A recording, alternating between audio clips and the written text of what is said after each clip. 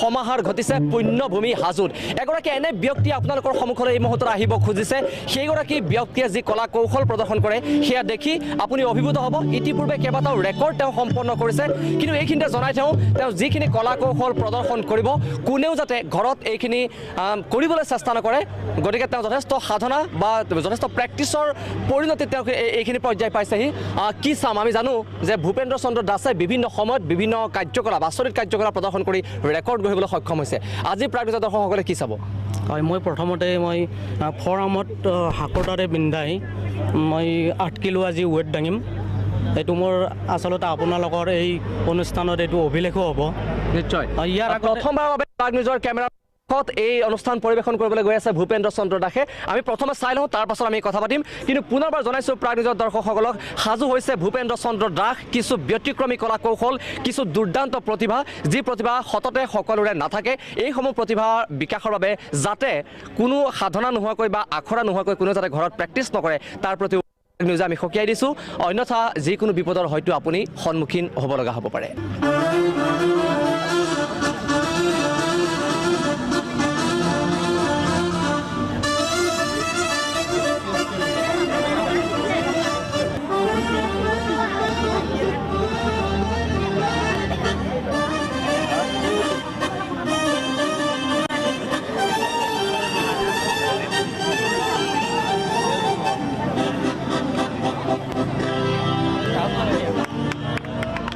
শিহৰণকাৰী কলা কৌশল প্ৰদৰ্শন কৰিছে ভূপেন্দ্ৰ চন্দ্ৰ দাসে আৰু দেখা গৈছে যে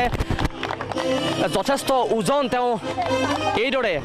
হাতত তেওঁৰ বেজিৰে বিন্ধি তেওঁৰ আচলতে দাঙিবলৈ চেষ্টা কৰিছে এটা অপৰূপ দুৰ্দান্ত প্ৰতিভাৰ অধিকাৰী ভূপেন্দ্ৰ চন্দ্ৰ দাস আমি জনাইছোঁ প্ৰায় দৰ্শকসকলক কোনেও যাতে এই চেষ্টা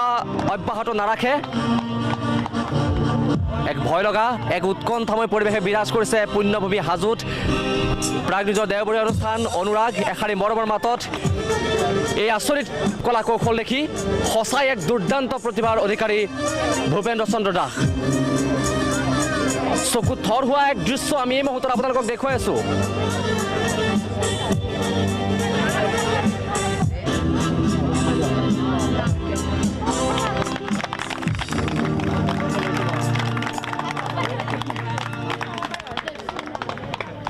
মোৰ আচলতে মুখৰ মাত হেৰাই গৈছে এই মুহূৰ্তত মই দেখি অভিভূত হৈ পৰিছোঁ এক আচৰিত কলা কৌশল এইটো কিমান দিনৰ পৰা আপুনি চৰ্চা কৰি আছে যদি আপোনাৰ এইটো লৈ পেলাই কথা ক'বলৈ অসুবিধা হয় তেতিয়াহ'লে আপুনি সামৰিব পাৰে গতিকে আপুনি যেনেকৈ কমফৰ্ট ফিল কৰে কেনেকৈ কথাটো মনলৈ আহিল কিমান দিন চৰ্চা কৰিছে এইটো কাৰণে এইটো মই এতিয়া 18 বছৰ হৈ গ'ল এইটো আজি প্ৰথম কৰিছে আপুনি ইয়াতে হয় হয় গতিকে ভয় লগা নাছিল নে এইবিলাক কাম কৰিবলৈ কেনেকৈ মন গ'ল নাই ভয় নালাগে আচলতে চেষ্টা অবিহনে সকলো কাম কৰিব পাৰি সেইটো মই তাৰমানে এটা